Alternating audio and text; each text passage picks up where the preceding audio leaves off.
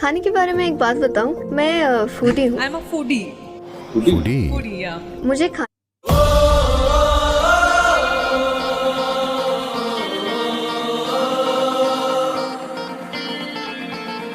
खाने से प्यार है। So, तो शूटिंग के दौरान तो हाँ मैं अवॉइड करती हूँ, पर जब मैं ब्रेक पर होती हूँ तब हाँ मैं खूब खाती हूँ। लेकिन मुझे जानवरों से भी प्यार है। तो इसीलिए आप उन्हें खा लेती हैं।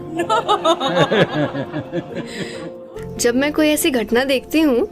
नहीं, लोग बोलते हैं मुझे खाने से प्यार है और आपको जानवरों से प्यार है, इसलिए आप उन्हें खाने में डाल देती हैं। नहीं, मैंने कई बार कोशिश की है।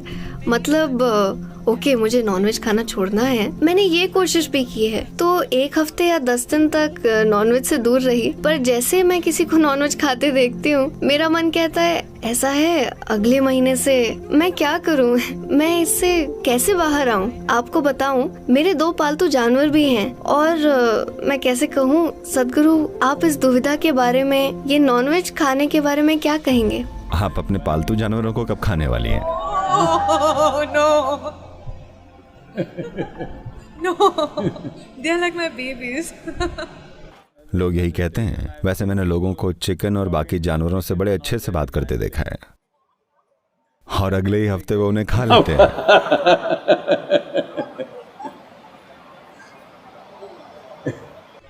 आप वेजिटेरियन हैं या non vegetarian? I'm a humanitarian. Humanitarian.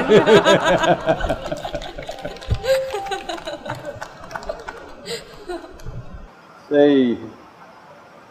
आज ये बताने के लिए पर्याप्त दस्तावेज मौजूद हैं कि पौधे भी किसी भी दूसरे प्राणी की तरह ही संवेदनशील होते हैं। तो चाहे आप एक पौधा खाएं या एक जानवर या कुछ भी खाएं, ये फिर भी हिंसा ही है। बस फर्क ये है कि पौधे चिल्लाते नहीं हैं, वो चिल्लाते हैं पर आपको फर्क नहीं पड़ता। बस ये दिखाने के लिए पर्याप्त सबूत मौजूद हैं कि वो चिल्लाते हैं। इसे इस तरह रिकॉर्ड किया गया है कि अगर मान लीजिए एक जानवर आता है, ये पेड़ों के बीच होता है, मान लीजिए कहीं 1000 या 10,000 पेड़ हैं। मान लीजिए एक हाथी आता है और पेड़ की पत्तियों को खाने लगता है। तुरंत वो पेड़ अपनी प्रजाति के सभी पेड़ों को यह संदेश भेज देगा कि उसे खाया जा रहा है। पता नहीं वो हाथी को पहचानेगा या नहीं, पर वो बता देगा कि उसे खाया जा रहा है।